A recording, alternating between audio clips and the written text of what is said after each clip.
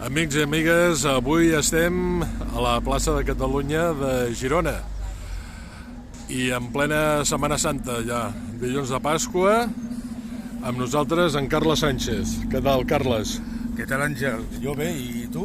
En Carles és un bon amic, va ser el meu delegat de mitjans de comunicació durant molts d'anys, vaig aprendre molt d'ell i li agraeixo. Carles... Això vol dir que estic entrat en edat ja, Soc una mica gran. No vol dir això. En Carles, doncs, entre altres, fa de diaca a l'església de Sant Miquel de Fluvià. I avui me recomana el llibre 365 dies en Maria. Carles, tens un minutet i mig, com a molt. Un minut i mig. Mira, m'ha sensibilitat que tinc aquell llibre aquí, sembla que està preparat, però és que està preparat de veritat. Però és que penso que és bo promocionar aquest llibre. Jo soc molt marià, m'agrada molt la Verge Maria, el tema marià, i bueno, sempre demano coses a Maria, no? Que és una bona intercessora.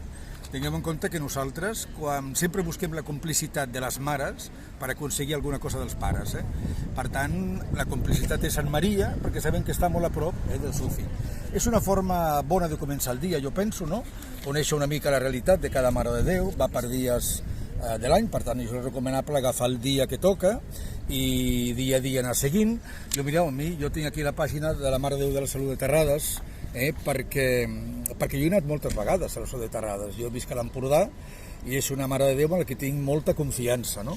I per tant és una forma bona de començar perquè d'alguna manera posem en veu alta allò, les nostres necessitats, les nostres angoixes i d'alguna forma pregant a la Mare de Déu busquem, com deia abans, la seva complicitat, no?